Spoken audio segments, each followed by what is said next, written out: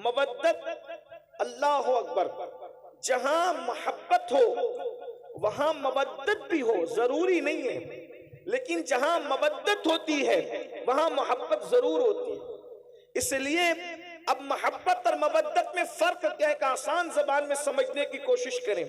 बंगाल वालों से ज्यादा इस मिसाल को कोई नहीं समझ सकता, इसलिए कि बंगाल वाले पानी और दरिया के, खाड़ी के, समंदरों के किनारे रहते हैं, तो आप लोगों का मछलियों से ताल्लुक बहुत ज्यादा है।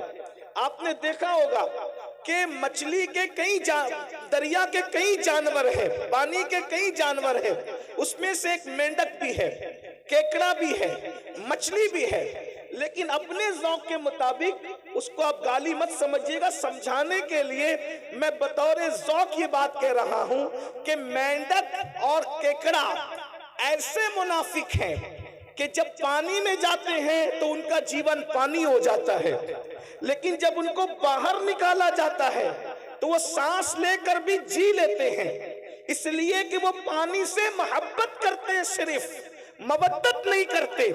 लेकिन जो मछली है, मछली पानी से मोहब्बत नहीं करती बल्कि मवद्दत करती है, मवद्दत।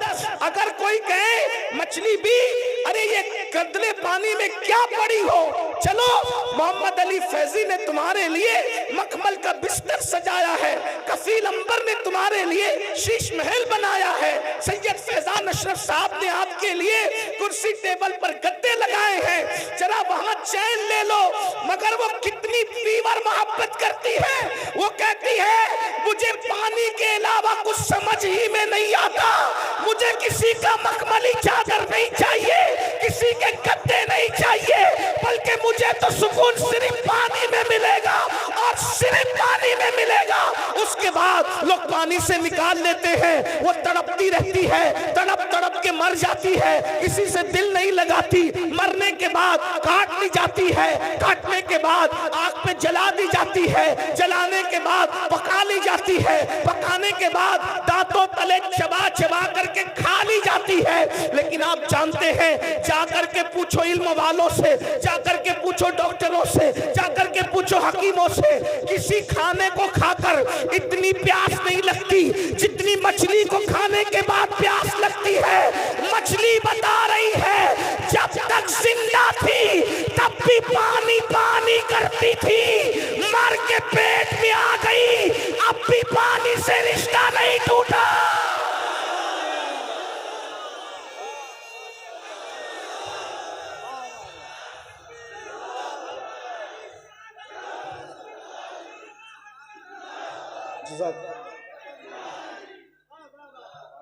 मरने तक ही मोहब्बत मोहब्बत वालों का रिश्ता मरने तक ही नहीं रहता, मरने के बाद अब मेरे ज़ौक़ के मुताबिक सुने, अरे कब्र के पेट के कब्र में चली गई, पानी मांग रही है, कट गई, पानी मांग रही, मर गई, पानी, क्योंकि पानी से क्या है, मवद्दत है, मवद्दत। अरे नादान, मछली अगर पानी से मवद्दत कर ले तो पानी के बगैर जी नहीं सकती। ये हुसैनी अगर आले नबी से मोहब्बत करे तो आले नबी के बगैर कैसे जी सकते हैं, आले नबी के बगैर कैसे रह सकते हैं, आले नबी के बगैर कैसे जिंदगी गुजार सकते हैं। और एक बात आपको बताऊं, अल्लाह अकबर, ये इतनी मोहब्बत करते हैं हुसैनी लोग आले पैगंबर से कि मर के कब्र में भी उनके बगैर नहीं रह सकते।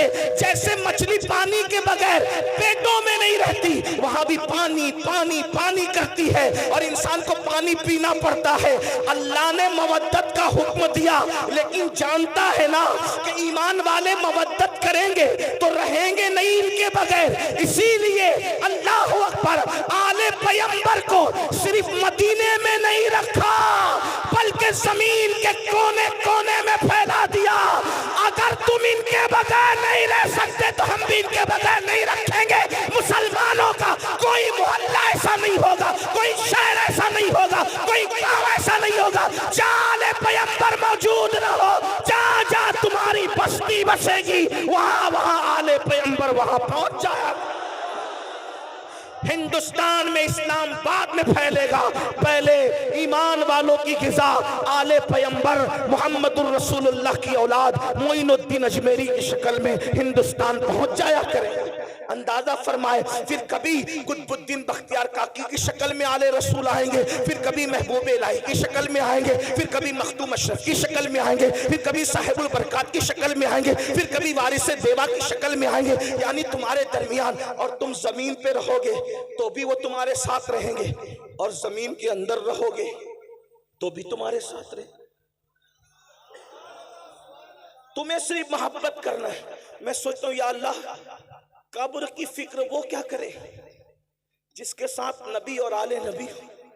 हजरत अजमल सुल्तानपुरी ने क्या अच्छे मिसरे कहा था कि जब से मिला है दामन आले रसूल का, जब से मिला है दामन आले रसूल का, बेफिक्र हो गया हूं शफाअत की फिक्र से, बेफिक्र हो गया हूं, बेफिक्र हो गया हूं शफाअत की फिक्र से। क्यों फिक्र करें, बल्कि हुजूर शेखुल इस्लाम खुद ही कहते हैं ना, किस लिए फिक्र करें, हश्र के दिन क्या होगा, किस लिए फिक्र करें, हश्र के दिन क्या होगा, सामने उनके जो होगा अच्छा होगा, सामने उनके जो होगा अच्छा होगा।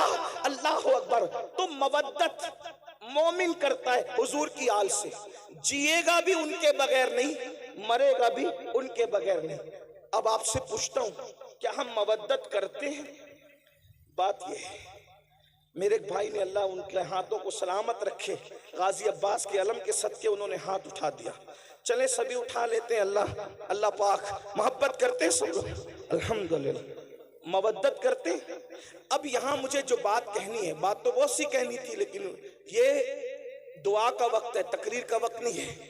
लेकिन मैंने कमेटी वालों से कहा कि लोग क्या सुनेंगे रात के आखिरी हिस्से में, मगर ये मेरी गलत फहमी दूर हो गई कि और इलाके वाले अलग है, बंगाल वाले अलग हैं। हाँ, ये सुनते हैं और जिंदगी से सुनते हैं, यानी रात के आखिरी हिस्से में भी। तवज्जो आपकी, आप मवद्दत करते हैं, अब तवज्जो करना। मवद्दत में मछली की कोई औकात ही नहीं है। आपके सामने आप अशरफुल मखलूकात है, आपके हमारे सामने मछली कोई औकात नहीं है। एक मछली है भाइयों, उसको दिमाग नहीं है। एक मछली है, उसके पास वो दिल नहीं है जो आपके पास। एक मछली है, उसके पास वो सोच नहीं जो आपके पास, क्योंकि मछलियों में कोई साइंसदान नहीं गुजरा, मछलियों में कोई डॉक्टर नहीं गुजरा, मछलियों में कोई इंजीनियर नहीं है, मछलियों में कोई फ्लाइट बनाने वाली कोई मछली नहीं है। मैं सिर्फ आपको समझाने के लिए कह रहा हूँ ये बात, बाकी सबको पता है, लेकिन मैं टाइम पास नहीं कर रहा हूँ, बहुत अहम नुक्ते की तरफ आपको ले जाना चाहता हूँ। लेकिन वो मछली ने मोहब्बत की, मुनाफिकत नहीं की। मछली ने मवद्दत की, मुनाफिकत नहीं की, तो उसको मखमली बिस्तर पे भी चैन ना आया, वो वहीं भी वहां तड़पती रही। निकाल के देख लेना, आप लोगों से ज्यादा मछली कौन जानता है? आपका बड़ा रिश्ता, इसलिए हम भी मछली पकड़ के लाए आज और मछली पर ही बात कर रहे हैं। और मिसाल दे के समझाना, ये सुन्नत इलाही भी और सुन्नत रसूल भी है, इसीलिए हम भी बंगाल वालों को देखकर मछली की बात कर रहे हैं। आप गौर करें, नरम गद्दों पे भी उसको सुकून ना मिला, पीर साहब की गोद में भी। पीर साहब आप बहुत बड़े पीर साहब है, आले रसूल है, लेकिन हमने मवद्दत की है पानी से, इसलिए आपकी गोद में भी हमें सुकून नहीं मिले। मतलब कोई आ जाए कोई नहीं चलेगा।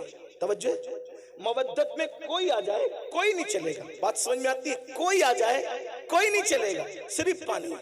ठीक, बात समझ में आती है? अब आपसे पूछता हूँ, मछली ने मवद्दत की पानी से, तो उसको कोई नहीं चलता। हमने भी मवद्दत की आले रसूल से, फिर हमें हीरो से कैसे प्यार हुआ?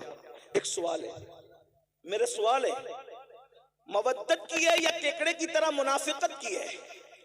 मवद्दत की है या मेंढक की तरह मुनाफिकत की है? अगर हमारे दिल में वाकई इमाम हुसैन बस रहे हैं, तो नशा करना ये तो हुसैनियत नहीं है ना। फिर ये नशा आया कहां से हुसैनियों के दरमियान? पता चला जहां हुसैनियत होगी उस बस्ती में नशा नहीं होगा, और जहां नशा होगा वहां हुसैनियत नहीं होगी।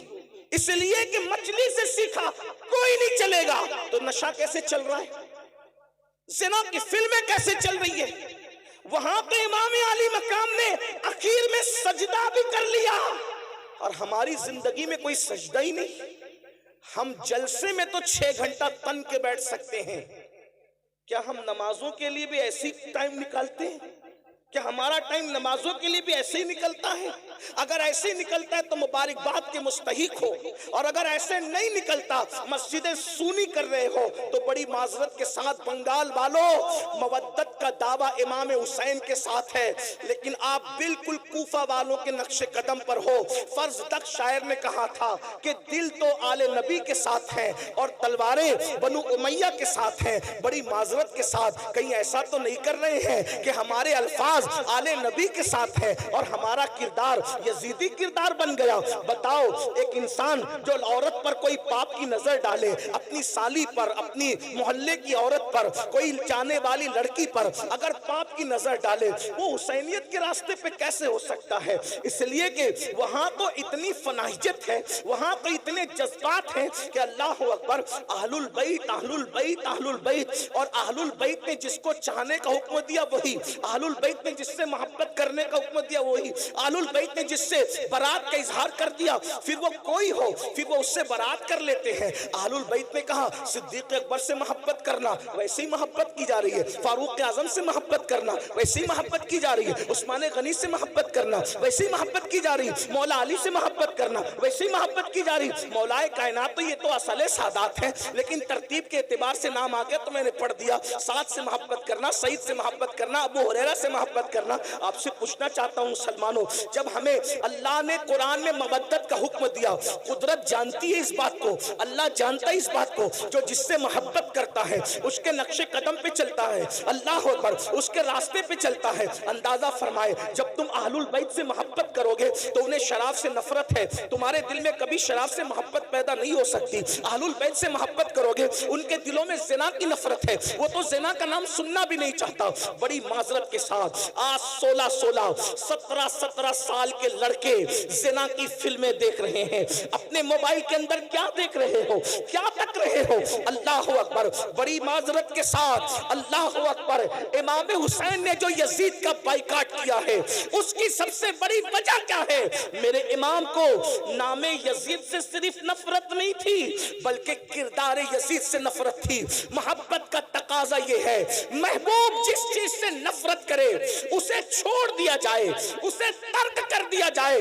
मुसलमानों, ये मोहब्बत सिर्फ नारों में नहीं होनी चाहिए, ये मोहब्बत सिर्फ जलसों में नहीं होनी चाहिए। ये वो मोहब्बत है, ये वो मवद्दत है जो जहन्नमी को जन्नती बना देती है। अल्लाह अकबर, ये वो मोहब्बत और मवद्दत है जो इंसान के नसब की हिफाजत करती है। अल्लाह अकबर, हम लोग तो बबांगे दुहल कहते हैं। अगर हलाली और गैर हलाली में फर्क करना हो तो अहले बैत का जिक्र छोड़ दो, अहले बैत का जिक्र छेड़ दो।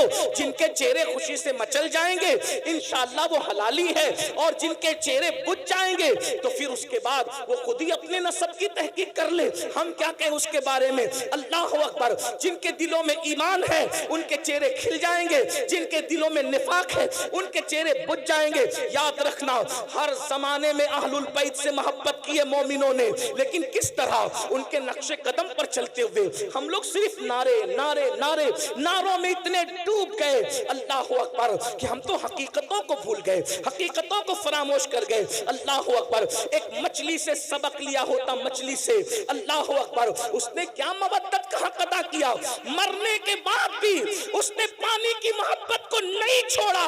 हमें इमाम हुसैन कितना याद आते हैं, कब याद आते, कितना याद आते, कब याद आते।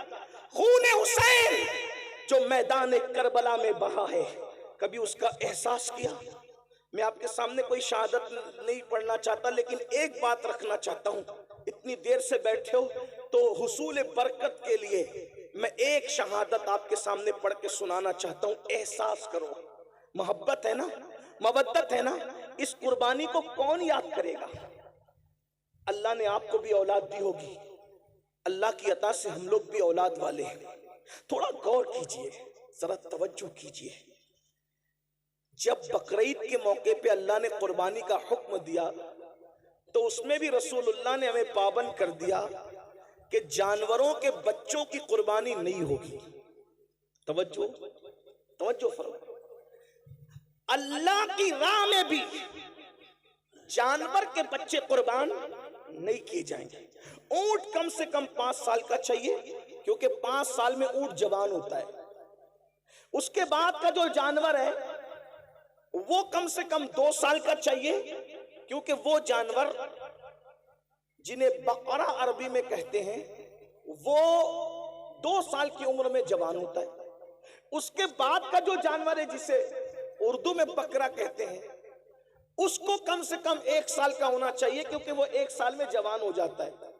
और उसके बाद फिर कोई जानवर नहीं चलेगा, इसलिए कि वो जवान होकर भी जवान नजर नहीं आता। मिसाल के तौर पे मुर्गा नहीं चलेगा, क्योंकि वो जवान होकर भी जवान नजर नहीं आता, है ना। एक फलसफा मैं आपके सामने रख रहा हूं।